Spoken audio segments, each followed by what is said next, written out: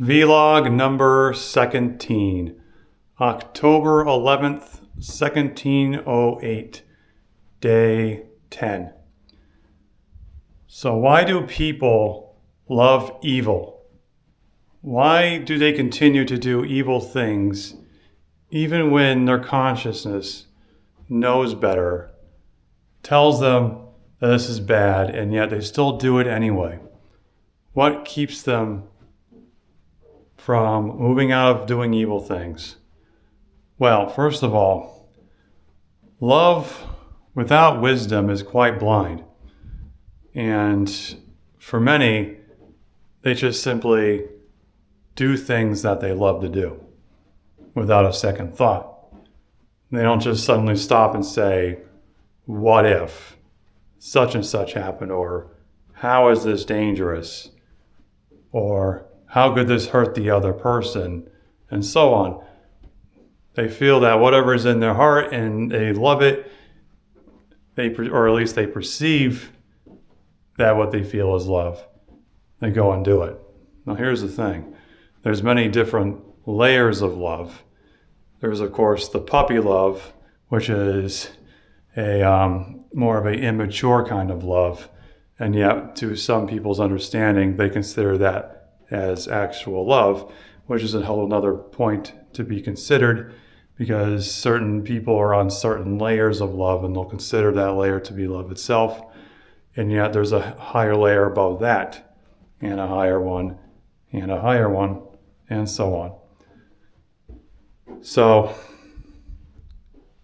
love without wisdom is essentially blind.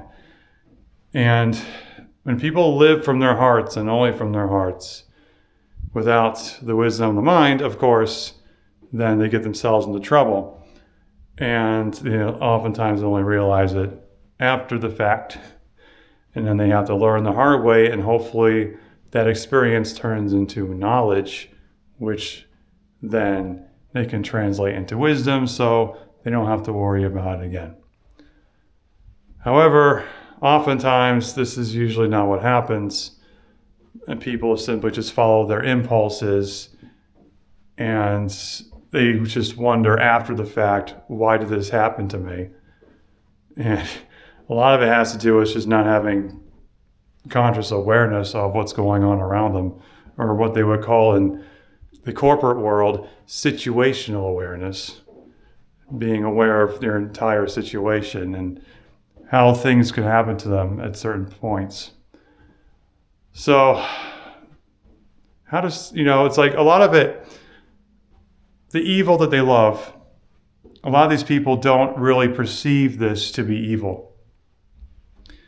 They may perceive it to be good, perhaps because they may be operating under their ego, or perhaps a low-level mentality or a primal mentality, where the mind is essentially aroused by anything in the exterior that can essentially arouse its own chemicals, which it feeds off of.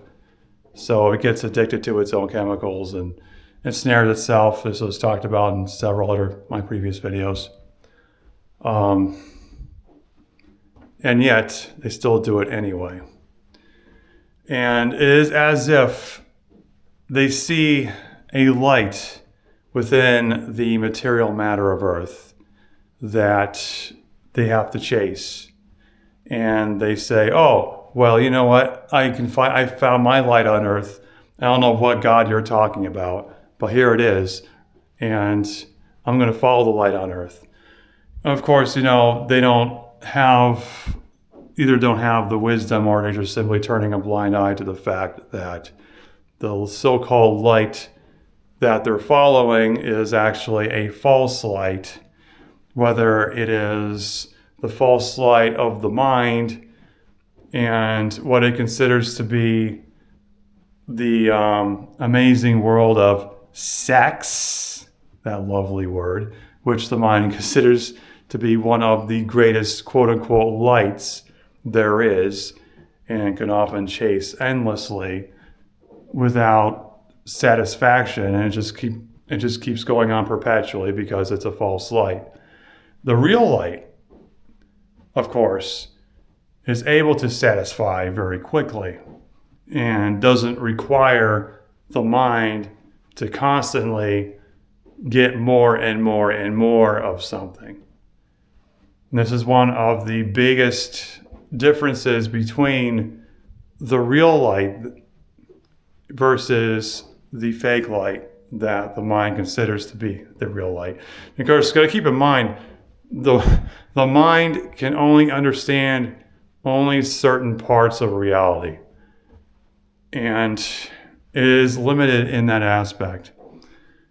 So it's not just the mind that needs to be used to understand reality. There's also the heart, which is a big factor, because whatever is in your heart intelligence will basically be the music of your life. It will determine the way your manifestations will unfold. So that's another important point to consider. And it's like essentially the story in the Pistis Sophia, for those who are Gnostics, when she went down into chaos because she thought that she found a light there, but it ended up being what is the equivalent of Satan's light, and she became trapped, and her light was essentially taken from her, which should be a familiar story to a lot of people on Earth, because this is what happens to a lot of people. They get fooled and they think that the light that they see is the real one, but it's not. So here's a suggestion. If there's something that appears to the mind to be of a higher light, and yet it is of the earth, chances are it's not the actual real divine light. The divine light works beyond material matter. It is not something that, let's say, is not something that is to be worshipped matter-wise or idolized, but it works through matter. Matter is a vehicle for it. It is not a means to an end, is what I'm trying to say. So, the body and the mind will say all these certain things because, this so-called light will give me the chemicals and the rush that I need. So it must be light. It must be divine. Yes. A lot of Satanists will probably think this way because they, this is essentially their reality. But the divine light works through the body. The body is a vehicle and not a means to an end to be worshipped. And that's the important point. And a lot of people who worship evil are not beyond this point yet. They haven't reached that understanding. And so they tend to go through a lot of catalysts that can result in some pretty disturbing manifestations for them. And if they're wise, they may question what's going on instead of blaming everybody else for their problems, because that will just simply kick the can down the road and basically imbalance their internal kingdom, so to speak. So it's better to be more responsible with your inner kingdom and begin to realize, okay, this light is false. I shouldn't chase after it, because grasping in general is a form of attachment, and attachment can lead to suffering, as for those who follow Eastern philosophies know. So why attach themselves to it in the first place? So yeah, that's my little talk on why people love evil. And I think they just need to gain a bit more wisdom as to why that is, because love is blind, and yet it's natural. I mean, starting right out, love is essentially blind right off the bat. And it takes wisdom to understand how certain loves will go down certain paths that may be good or may be bad. Some of that takes experience also for certain souls. I can't generalize. So, I'm just throwing all that out there. Okay. Well, that about sums up this video. Thanks for watching. Have a good day.